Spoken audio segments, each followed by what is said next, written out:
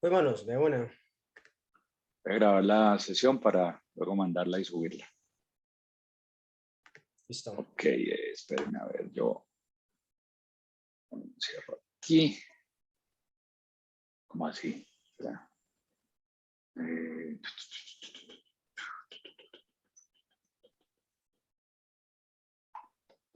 ya no sé cómo será esta vaina. Esto me queda muy grande siempre.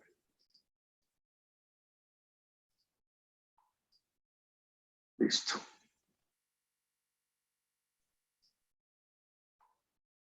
Muy bien, pues hoy vamos a hablar sobre las limitantes del ser humano, las barreras limitantes del ser humano.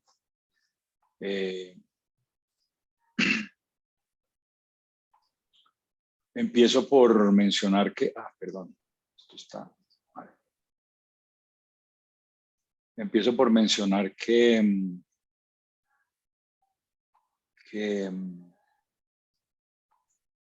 hablar un poco sobre el ser humano y su paso por este planeta.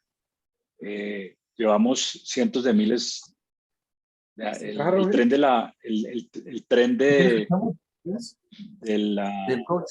No, para que me de dé la la experiencia. humanidad no lo para nadie, ¿no?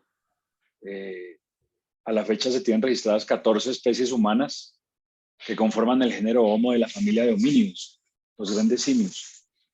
Y dicen que con al menos 6, los sapiens compartimos el territorio africano desde tal vez más de 300.000 años, que estamos por aquí. Nuestro antepasado, nuestro antepasado más cercano tiene 2 o 3 millones de años y vivía en el continente africano. Ese millón de años de incertidumbre no hace mucho ruido en la historia de la Tierra. Lo cierto es que nosotros nos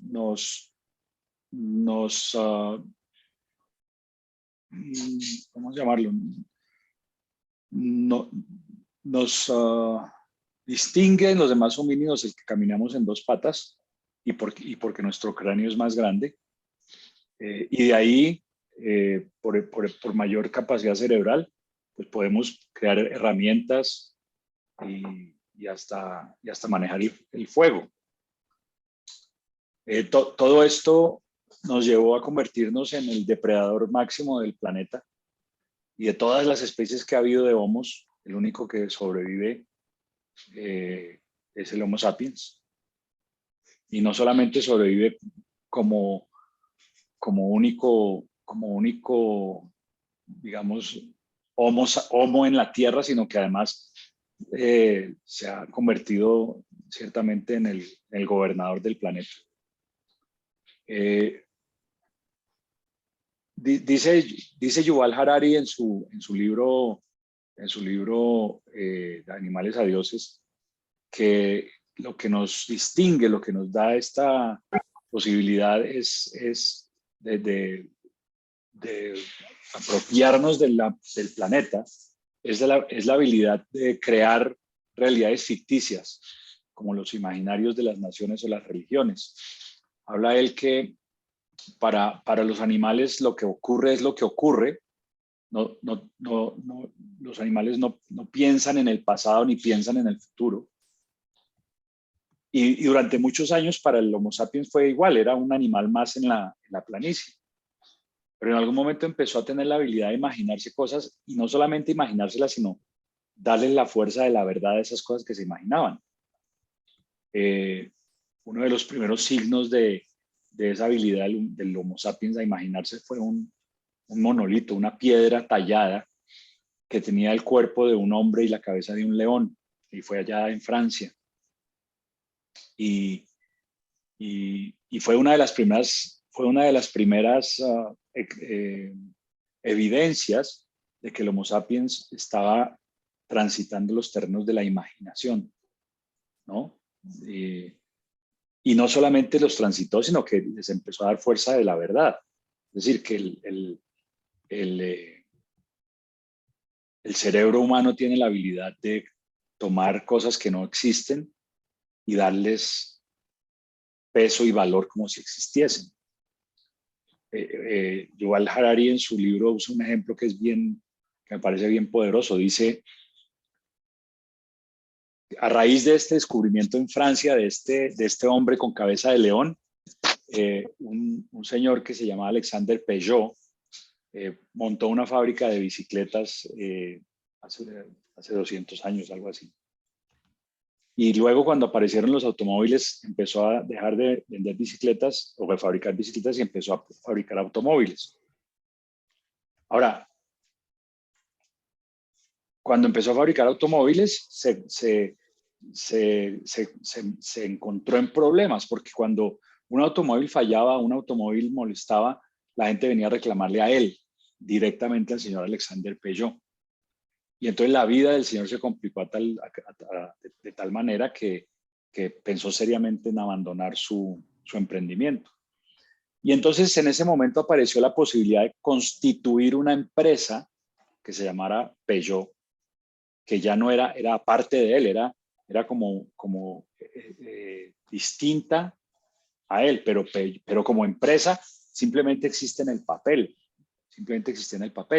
Sin embargo, una vez que hizo eso, todas las reclamaciones se dirigían a la empresa y él ciertamente se liberó de la tensión y de la presión de esas reclamaciones. Y lo fascinante de toda esta historia es que hoy por hoy, pues, Peugeot es una marca reconocida a nivel mundial, pero es un extraordinario ejemplo de cómo los humanos le hemos dado fuerza a cosas imaginarias, le hemos dado la fuerza de la verdad. Si hoy por alguna extraña fuerza lográramos desaparecer todos los automóviles Peugeot del planeta, es decir, pulverizarlos por un rayo fantástico, la marca Peugeot seguiría existiendo. Seguiría existiendo la marca porque en el imaginario, porque en una notaría en Francia, porque en el registro de marcas de Francia existe la marca Peugeot. Es decir, que podríamos desaparecer totalmente los automóviles Peugeot y las bicicletas Peugeot y las motocicletas Peugeot, podríamos desaparecerlas del planeta, pulverizarlas, pero Peugeot seguiría existiendo porque existe como empresa en un lugar que reconocemos como apto para dar esa categoría. Sin embargo, si en ese lugar, por orden de un juez o por orden del gobierno francés, la marca Peugeot o la empresa Peugeot desapareciese, entonces, a pesar de que los Peugeot existen, la marca dejaría de existir porque en ese lugar pues desapareció. Y esta habilidad que creamos los humanos de darle la fuerza de la verdad pues a lo imaginario constituyó la posibilidad de que colaborásemos, ¿no? Construimos pequeños reglas del juego, sistemas de creencias o de significados, y alrededor de ese sistema de creencias se fueron aunando, se fueron uniendo una serie de individuos y llegamos a formar grupos. Dicen que las primeras tribus nómadas de Homo sapiens podían tener entre 200 y 500 individuos. Ahora, 200 o 500 individuos en un lugar en donde la mayoría de los grupos eran mucho menores, pues les daba una fuerza realmente, una fuerza de dominio y una fuerza de poder, ¿no? sobre otras especies y otras entidades que no tenían la habilidad de organizarse alrededor de esas creencias, de esos significados, de esas sociedades. Y eso parece ser que fue lo que más contribuyó al desarrollo del Homo sapiens. Y luego agrégale a eso pues, todo el desarrollo tecnológico, ¿no? Lo llaman la revolución cognitiva, que permitió que el ser humano empezara a salirse de su contexto y llegase a convertirse, como vimos ya, en el amo del planeta.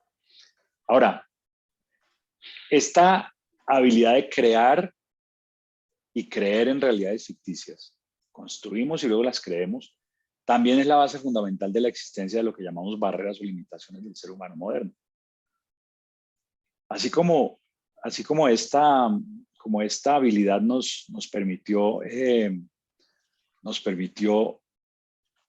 tomarnos el planeta de alguna manera, crear estos grupos y crear estas comunidades, estas tribus muy numerosas que por su número y por su habilidad de crear herramientas y de organizarse, arrasaron con todas las otras especies que pudieran estar en su camino para ubicarse en las mejores tierras, para ubicar las mejores piezas de caza, para garantizar su supervivencia. También esta misma habilidad que les permitió crear estas comunidades se ha convertido en nuestra principal el elemento de formación y creación de barreras limitantes. Y entonces hemos construido y queremos compartir con ustedes hoy una lista de las principales barreras limitantes que tiene el ser humano. Y como verán a lo largo del desarrollo del listado, pues todas son ficticias. Es decir, cuando nosotros nos enfrentamos a una situación de querer avanzar hacia un lugar, usualmente las barreras no son reales, ¿no? No es que haya paredes que nos impidan avanzar hacia nuestras metas, no es que haya paredes que nos impidan construir la vida que deseamos, anhelamos y no tenemos, sino que usualmente son barreras imaginarias, barreras que no existen físicamente, pero que para nosotros, por esta habilidad que tenemos los humanos de crear algo imaginario y luego creerlo como si fuera cierto, pues ha fundamentado la creación de estas barreras. Entonces, la primera barrera que se presenta para el ser humano son sus pensamientos. La mente nos hace pensar que existen barreras físicas entre nosotros y las metas. Pero las únicas barreras que realmente tenemos, las únicas barreras que tenemos realmente los seres humanos son declarar como imposible lo que pensamos posible.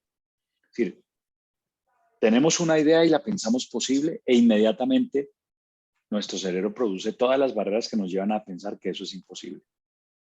Establecer relaciones que pensamos son peligrosas socialmente y, es decir, que solamente nos relacionamos con personas que caben de nuestra definición de lo aceptable socialmente, porque las que no caben en eso nos ponen en peligro social, y poner en palabras pensamientos que no son socialmente aceptados o apropiados, es decir, lucir bien, tener muchas cosas que decir, pero no decirlas porque pensamos que lo que podamos decir no sea socialmente aceptado o no sea apropiado decirlo. Entonces la mente, los pensamientos se convierten en la primera y fundamental barrera limitante del ser humano. Y aquí en los pensamientos lo abrimos en dos tipos de pensamientos distintos.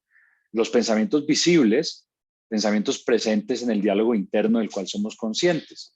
Nos escuchamos a nosotros mismos, evaluamos el diálogo y decidimos estar de acuerdo, darle el poder a lo que ese diálogo nos plantea, ¿no? Y usualmente ese diálogo no es otra cosa que la racionalización de experiencias pasadas o de aprendizajes de otros que hemos tomado como maestros o como líderes. Entonces, como a mi padre le pasó, entonces a mí me va a pasar lo mismo, como a mi madre le pasó, a mi abuelo le pasó, como a la gente le ha pasado, entonces yo pienso que va a pasar lo mismo. Y la manera como nuestra mente nos sostiene, y es la manera, precisamente eso, racionalizando la experiencia del pasado, es la manera como la mente nos sostiene en el camino de la vida que igual va a suceder. Así que la primera barrera es el pensamiento visible. Y la segunda barrera, o la segunda clase de barrera en el pensamiento, es el pensamiento invisible. Es un diálogo inconsciente, no lo vemos, pero es un diálogo que establece nuestra realidad y la proyecta en lo visible. Es decir, eso ocurre en nuestro inconsciente y se proyecta a lo visible, se proyecta en lo consciente, y ese diálogo inconsciente está establecido por todas las conclusiones que sacamos en nuestra niñez para evitar el dolor emocional, para evadir la culpa de los momentos de dolor que se convierten en la verdad y proteger a nuestros cuidadores para ser aceptados en la familia. Es decir, lo que hemos venido hablando de toda la estrategia de construir esas estructuras, esas creencias limitantes con el propósito de uno cuidar a los evadir el dolor para proteger a los cuidadores, justificar lo que ocurre para proteger a los cuidadores y además adaptarnos a lo que parecen ser las reglas de la familia o de la sociedad a lo cual hemos sido lanzados, arrojados al nacer. Todo esto con el propósito de ser aceptado por esa manada, que no olvidemos, en últimas es lo que nos permitió subsistir como especie. Quizás fue la construcción de esas grandes agrupaciones alrededor de un sistema de pensamientos, de una lista de verdades o de una lista de imaginarios culturales, que era lo que nos volvía parte de esa manada. Entonces, los pensamientos se convierten en nuestra primera barrera limitante, pensamientos visibles y pensamientos invisibles. Si alguien tiene alguna pregunta o quiere algún comentario, por favor, siéntase libre de levantar la mano. Y yo no los estoy viendo, pero me dejan saber para no avanzar tan rápido o para que todos vayan en el mismo orden. La segunda barrera es perdón, ¿alguien me dijo algo? Sí, te dije yo que no hay problema, que aquí vamos a estar pendientes si no nos estás viendo. Sí, no los estoy viendo. Entonces, la segunda barrera es la barrera de las emociones. Las emociones crean una resistencia hacia lo que sucede en el mundo. Es decir, algo sucede en el mundo y tenemos una reacción emocional. Y hay que entender que cuando expresamos nuestras emociones, el mundo nos ve o como una amenaza, cuando son emociones de rabia, de ira, de poder, o nos ve como algo, como una debilidad, y entonces nos ataca. Es decir, que en ambos casos, la expresión emocional nos coloca en una situación de guerra, de lucha, ¿no? Bien sea porque nuestra emoción es percibida como una amenaza por el mundo, o bien sea porque nuestra emoción es percibida como una debilidad y entonces nos atacan el mundo. Cuando estamos siendo atacados, la sobrevivencia se convierte en la prioridad. Y aquí hay que tener en cuenta que cuando nos sentimos amenaza, se está sintiendo atacado el otro. Cuando nos sentimos débiles, nos sentimos atacados nosotros. Entonces, lo importante es entender que cuando estamos siendo atacados o cuando tenemos la percepción de que estamos siendo atacados, la sobrevivencia se convierte en la prioridad. Y la sobrevivencia para el cerebro es la continuidad de lo que ya se sabe. Es decir, que en el momento en que nos sentimos atacados, mi cerebro entra en módulo protección y el módulo protección para el cerebro es que se confirme lo que ya sabe, que se mantenga el statu quo, de tal suerte que estratégicamente el cerebro ha encontrado esta herramienta poderosa para que nos mantengamos en el camino de la vida predecible, porque finalmente las emociones, bien sea reactivas o proactivas y sean de defensa o de ataque o de protección, de ataque o de defensa, esas emociones obedecen simplemente a una interpretación del mundo, a una interpretación de lo que está sucediendo en el mundo. Entonces, fíjense cómo el cerebro estratégicamente ha producido el mecanismo perfecto para mantener sin control sobre nosotros. Establece una reacción emocional ante un evento externo y esa reacción emocional hace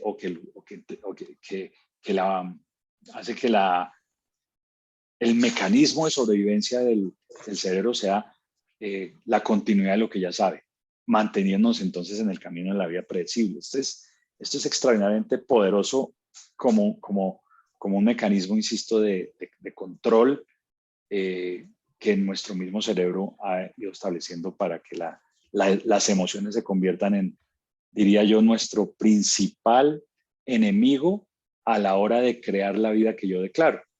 Porque como hemos visto en el mundo,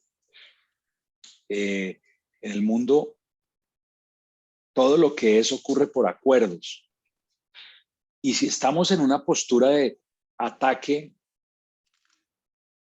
pues no logramos acuerdos, o mejor, los acuerdos los logra el más fuerte. Entonces, si no soy el más fuerte, entonces termino no generando los acuerdos. De manera que toda la reacción emocional lo que hace es ponerme en una postura de debilidad a la hora de establecer los acuerdos que pudieran generar en la vida que yo declaro, que yo determino. La siguiente barrera que reconocemos para el ser humano son las acciones. ¿Por qué? Porque nuestra ceguera solamente nos permite ver lo que el cerebro ve posible.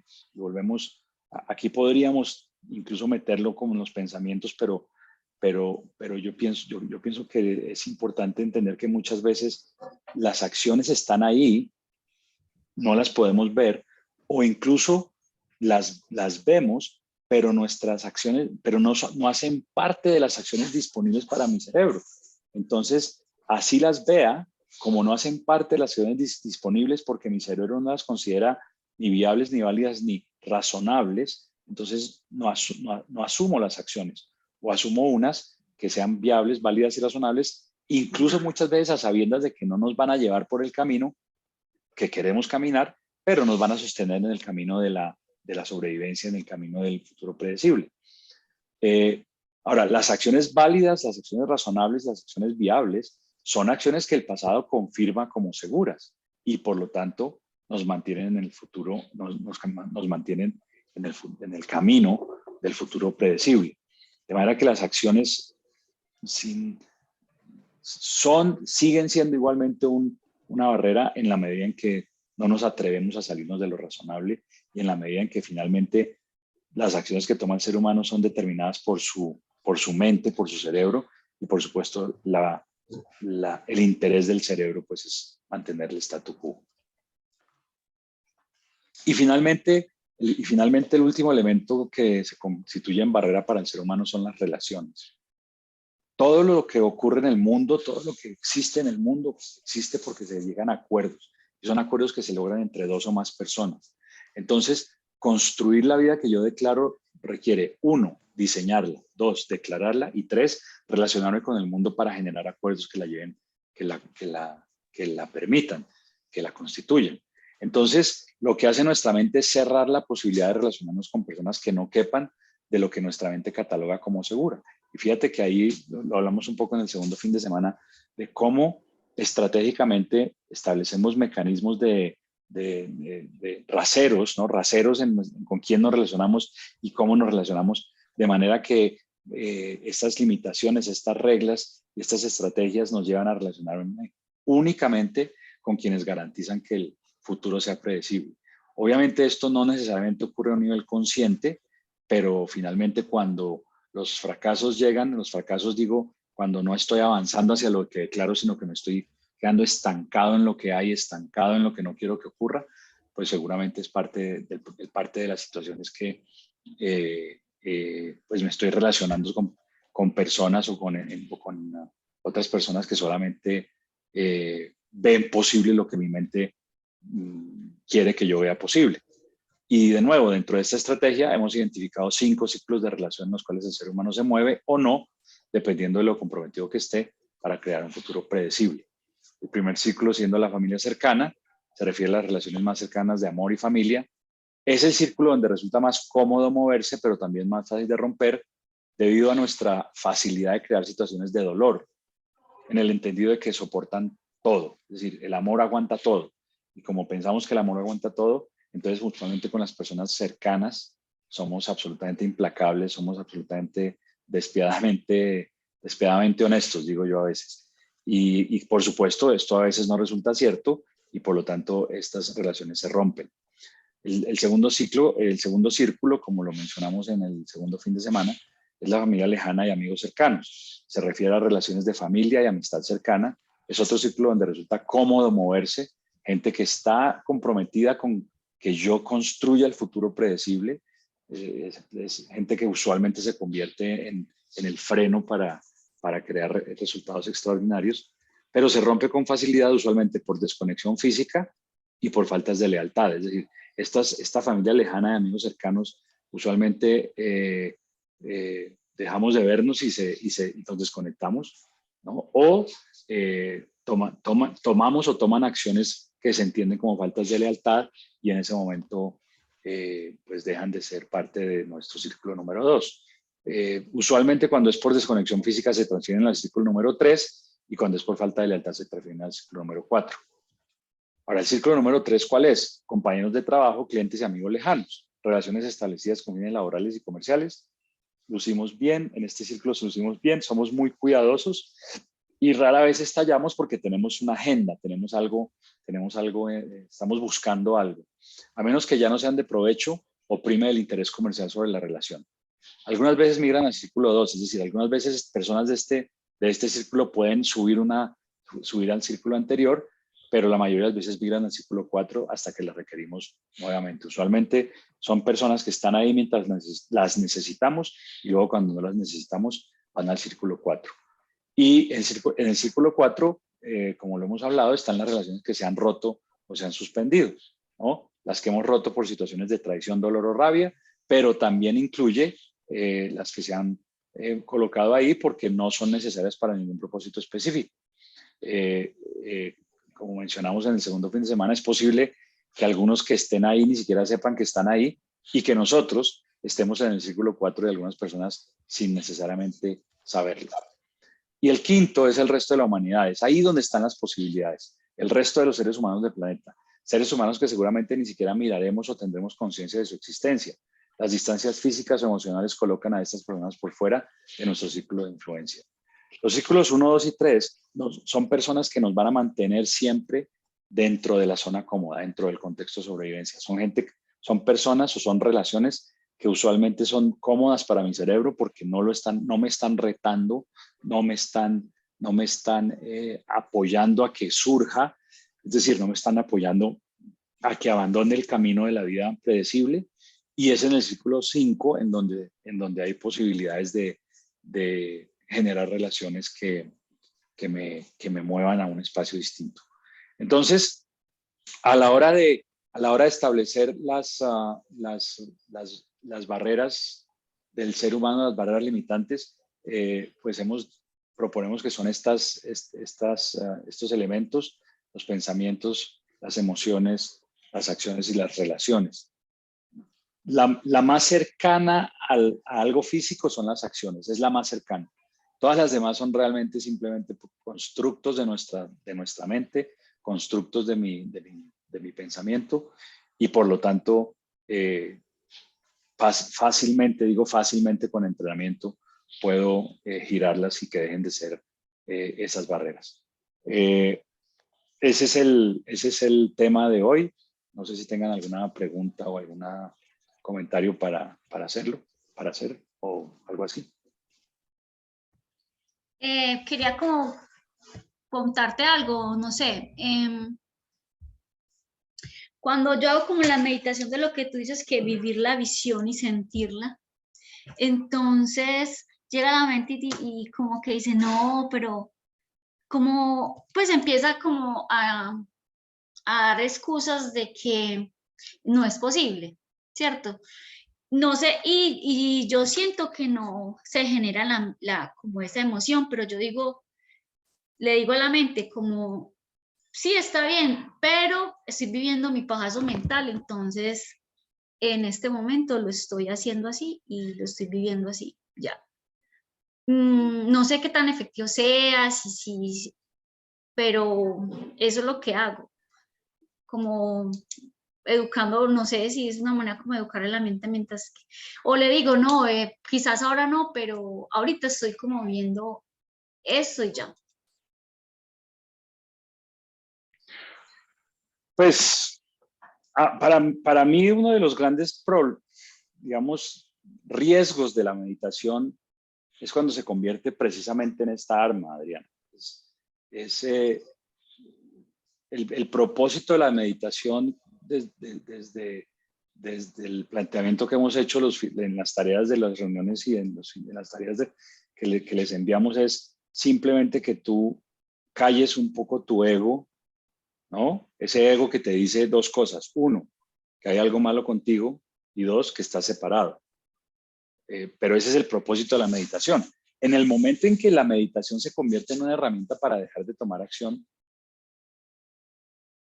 pues en realidad la meditación es simplemente un proceso de pensamiento, es hacer un ejercicio de pensamientos conscientes para descubrir las estrategias de mi mente para llevarme a estos dos, digamos, o mantenerme atrapado en estos dos ejes fundamentales del ego, que insisto, hay algo malo conmigo y estoy separado de los demás. Ese es el único propósito de la meditación. Buscar un lugar de soy completo y perfecto y no hay nada malo conmigo, y buscar un lugar de somos uno, no estamos separados. Para mí personalmente, en el momento en que se utiliza la meditación como un mecanismo, o sea, en el momento en que en el proceso de meditación aparecen conversaciones como deje así, no siga usando, no siga avanzando hacia sus metas, un poco lo que me estás comentando, pues lo que está haciendo tu mente es de manera muy estratégica utilizar la herramienta, ¿no? Hacerle la tonería y pintura a la herramienta para que te atasques y dejes de avanzar hacia tu meta. Lo cual es perfecto, no hay ninguna obligación de que tú avances hacia tu meta, pero en realidad pues simplemente tu mente está tomando un ejercicio que tenía un propósito y lo está utilizando muy estratégicamente para otro, porque en realidad la meditación no tiene nada que ver con si avanzas, si tomas o no tomas las acciones que te acerquen a tu meta, para absolutamente nada. Eso es algo que te estás inventando tú, e insisto, pues válido, pero son tus metas, ¿no? Y esto es lo otro, que al final, y digo al final, puede ser al final del proceso, o al final de la semana, o al final del día, cuando tú no tomaste las acciones que habías planteado que ibas a tomar, pues en realidad estás confirmando que hay algo malo contigo. Es decir, que ciertamente, pues es el uso muy estratégico de una herramienta que tiene un propósito como se convierte en una nueva herramienta para que no estés tomando acción hacia lo que has declarado que quieres construir. ¿Qué piensas de eso? Pues está bien. Lo que yo de pronto quería hacer con la meditación era como lo que tú decías de sentirlo como si ya lo estuviera viviendo, como una visualización. No, pero eso no es lo de la meditación. No. Ahí está. No, la manera como yo me entreno para que lo experimente como si lo estuviera viviendo es que lo pongo en palabras como si estuviera ocurriendo. Eso no tiene nada que ver con meditar. Eso tiene que ver con la repetición. Creo que habíamos hablado de repetirlo 100 veces o 50 veces, no me acuerdo el número. Ir y entrenarte en ponerlo en palabras a otros como si estuviera ocurriendo, a tal punto que la retroalimentación de la gente fuera, oiga, yo me uno a ese tren porque pareciese que ya está ocurriendo. Esa herramienta, ese ejercicio de ir y compartir tu visión, ir y compartir tu visión, ese ejercicio es el que te va a dar el músculo para que cuando compartas tu visión, pues no solamente le suene al mundo, sino que te suene a ti. Miércoles, esto está ocurriendo. Eso es una cosa. Otra cosa es que dentro de la exploración del manejo del ego que existe y que tenemos uno, a un nivel más interno y a un nivel no tan terrenal, voy a decirlo, ¿no? Porque las metas son terrenales. Es fundamental para vivir en abundancia, por ejemplo, es fundamental abandonar un lugar mental de yo necesito.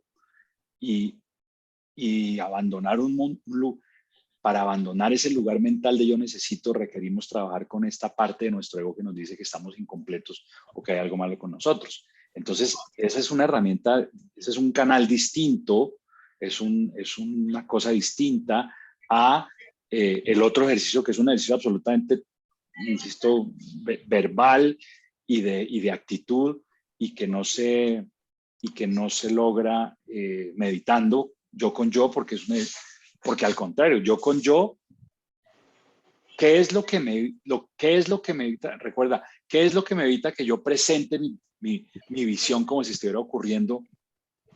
Sobre todo si es una visión grande.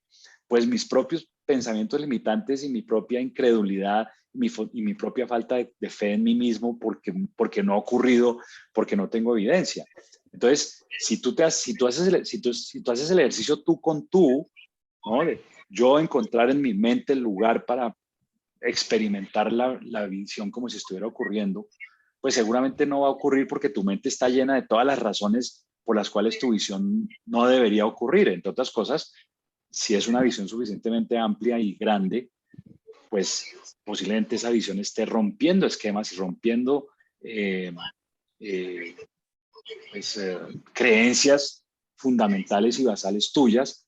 Luego tu cerebro no quiere que eso ocurra.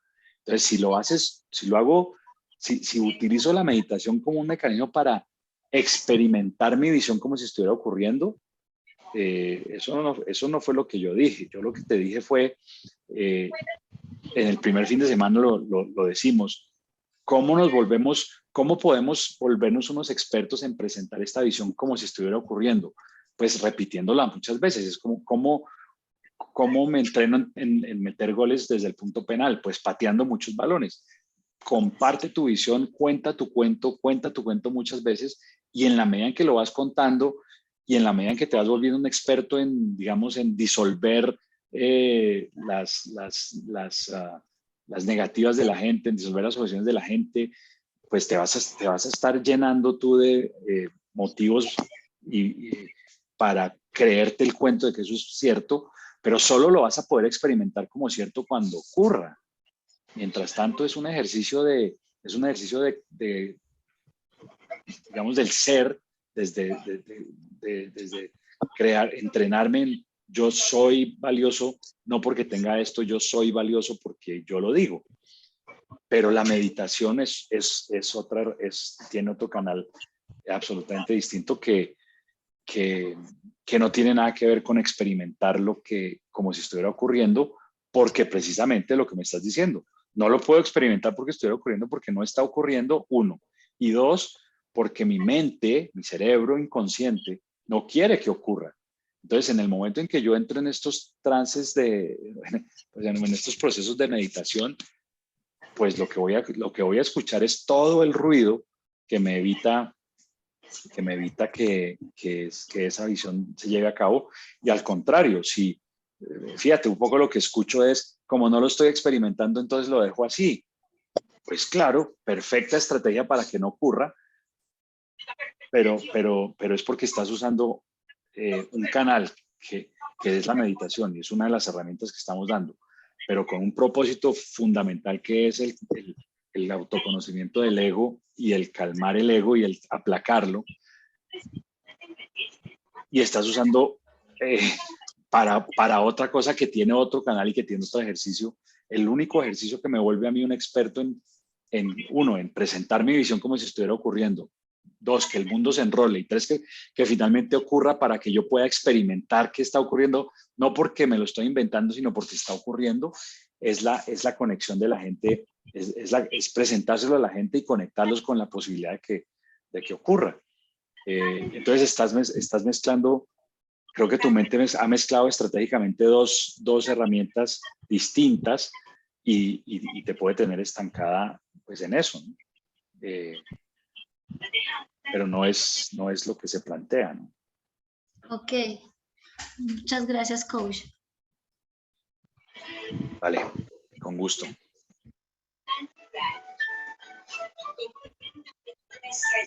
¿Dudas o preguntas o comentarios?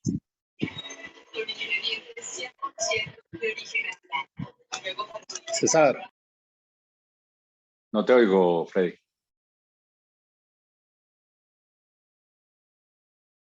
Espera. No te oigo. Ahí sí. Ya. Sí, sí. A mí me pasa es que comienzo con mis metas muy animado y con el baile y con la guitarra y con mi ahorro para invertir. Pero luego llega la parte de, no sos capaz, no vas a ser capaz con tu visión, a vos te queda grande eso, vos tenés evidencia de que sos mediocre porque no terminaste la carrera universitaria. Entonces, ahí, y fuera de eso, el perfeccionismo, el hacer las cosas lo mejor posible. También, cuando no las hago lo mejor posible o a la perfección, me frustra. Entonces, como que el resultado el resultado que generé no era el resultado que yo quería, pero generé un resultado que al final de cuentas está bien. Entonces, no sé qué me puedas compartir, pues qué pensamiento se te ocurre. Pues, Freddy, lo que ocurre es que si las metas están por fuera de tu contexto, pues requiere expansión y requiere incomodidad. Uh-huh. Y expandirse y incomodarse requiere o significa que ante la conversación mental consciente de no lo hagas, vas y lo haces igual. Porque es que no hay desaparición de las conversaciones limitantes. Esto es algo que es muy importante. Y es como que estás esperando que las conversaciones limitantes aparezcan y no van a desaparecer. Y ojo, que tienen una tendencia a hacerse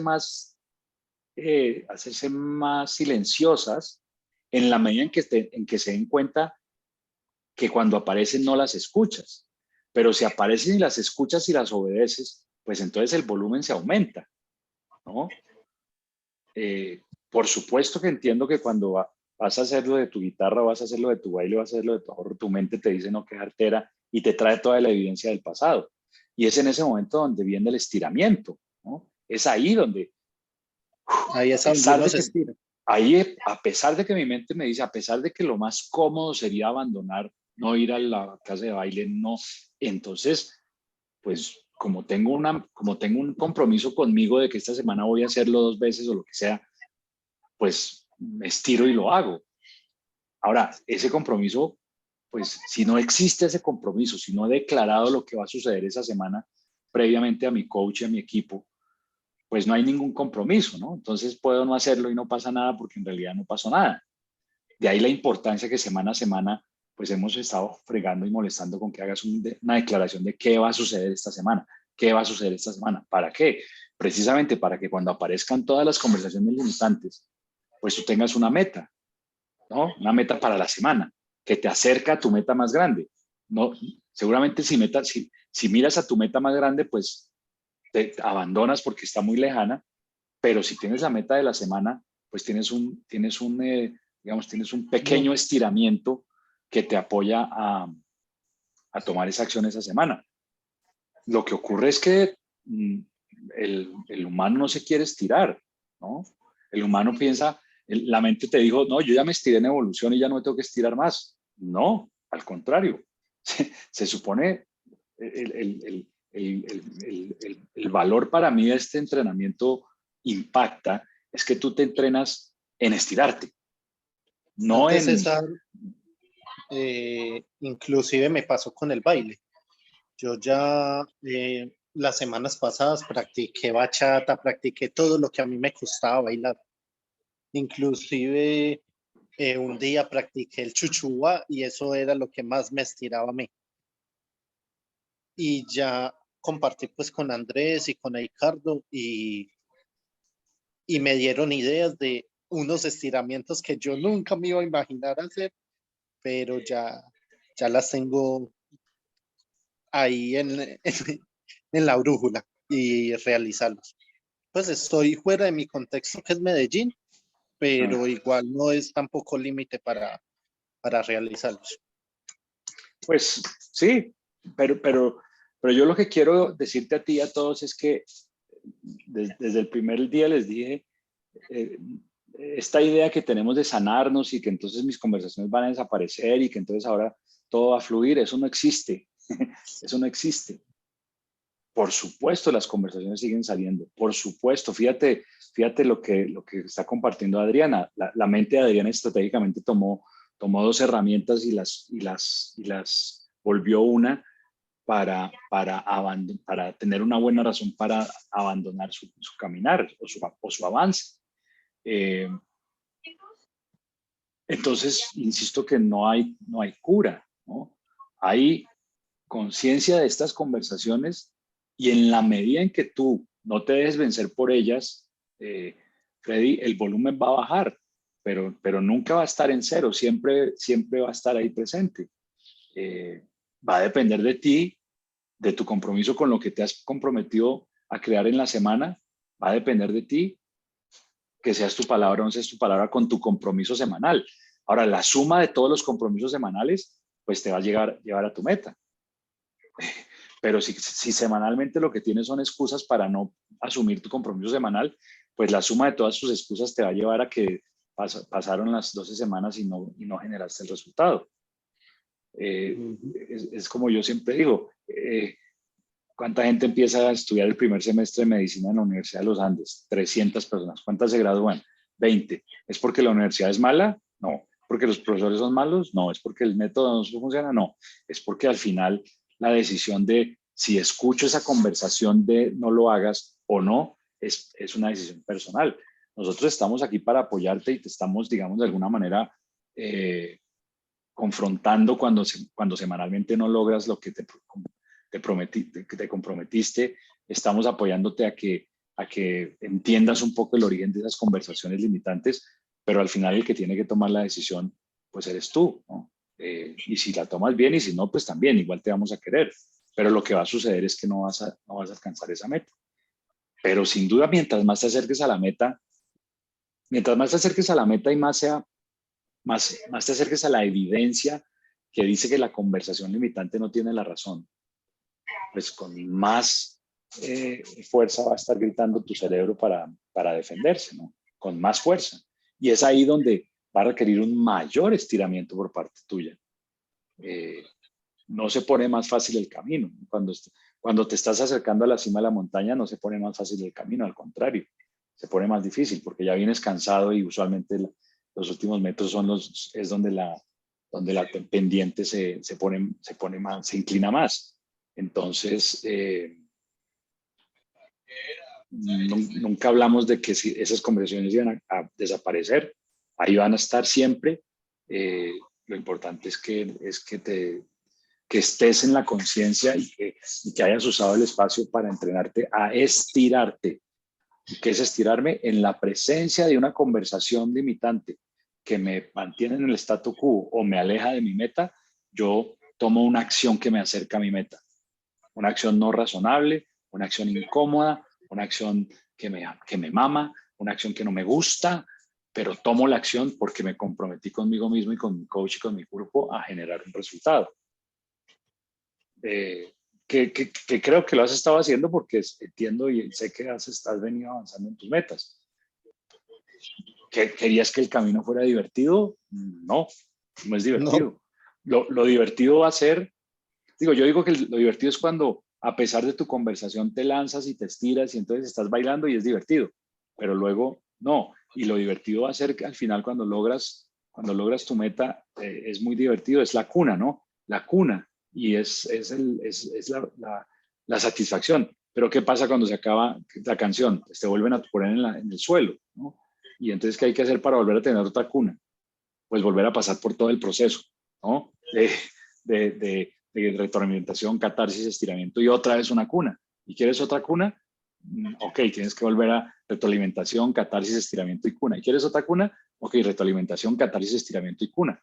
Entonces, lo que pasa es que la mente quiere cuna, ¿no? Y cuando no hay cuna, entonces dice, no, entonces esto no sirve porque no son cunas no es una cuna perpetua. Y pues cunas perpetuas no hay, ¿no? Así que cada vez que vienen estas conversaciones para ti y para todos los que escuchen la grabación, viene el momento del estiramiento. En el momento en que mi mente me dice, no lo hagas, en el momento en que tengo que tomar las acciones que sé cuáles son para hacer mi palabra con mi meta semanal, en ese momento viene el estiramiento. Y la cuna vendrá cuando llegues a tu reunión con tu meta cumplida, ¿no? Va a ser es un momento de gran satisfacción. No necesitan entrenarse para llegar a la reunión sin cumplir sus metas, y ciertamente no necesitan entrenarse para no llegar a la reunión, ¿no? Porque pues esa es la otra que hacemos los humanos. Cuando no tenemos el resultado, desaparecemos. Pero eso que me estás diciendo es normal, es lo que tiene que pasar. Y mientras más grande la meta, más fuerte es el ruido y más grande va a ser el estiramiento.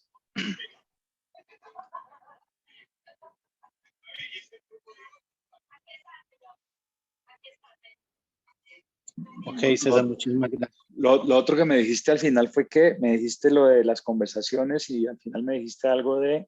Perfeccionismo. En mi canal de YouTube hay un video, hay una charla que se llama Perfecto o a Tiempo, que habla de eso, habla de a veces por hacer las cosas perfectas perdemos la oportunidad y a veces por tomar la oportunidad nos salen perfectas. ¿Tú qué prefieres, perfecto o a tiempo? La perfección es una estrategia de sabotaje porque es que las oportunidades pasan cuando ocurren, ¿no? Cuando ocurren. Es simplemente un mecanismo extraordinario que tenemos los humanos, algunos humanos, para sabotearse. Esa tal perfección. Entre otras cosas porque no hay nada perfecto, ¿no? Tú puedes tener el mejor resultado del mundo y te aseguro que yo encuentro a alguien que viene y te lo critica. Entonces no es perfecto. Hazlo perfecto porque ocurre a tiempo. Tú conviértete en el determinador de tu vida y de tu realidad. ¿Por qué es perfecto? Porque yo lo digo. ¿Y por qué sé que es perfecto? Porque ocurrió a tiempo. Y entonces eso te apoya a aprovechar las oportunidades. Son demasiadas las oportunidades que perdemos los humanos a lo largo de la vida por esa búsqueda de la tal perfección que no, pues que como te digo, no es lograble, ¿no? Si tienes tiempo, mira la charla, pero yo te diría qué grandiosa estrategia de sabotaje eso es la perfección. Hazlo cuando toca, cuando te comprometiste, hazlo. Que queda regular, pues quedó regular. La próxima vez te lanzas, aprende algo de ese semifracaso y la próxima vez te lanzas con mayor asertividad para que quede bien hecho. Pero yo prefiero que quede a tiempo y no que quede perfecto.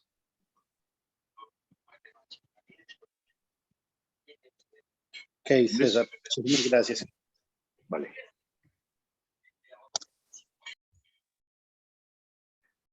Muy bien, mis amigos. Me voy a descansar. Listo, feliz noche para todos. Muchas gracias, César, que estés muy bien. No, gracias a ustedes. Gracias. Me alegra verlos. César, gracias, Dios te bendiga, Gracias. mil gracias Cuídense, por todo. cuídense Chao, mucho. feliz noche. Feliz noche. Chao, noche. cuídense. Chao. Chao. Gracias.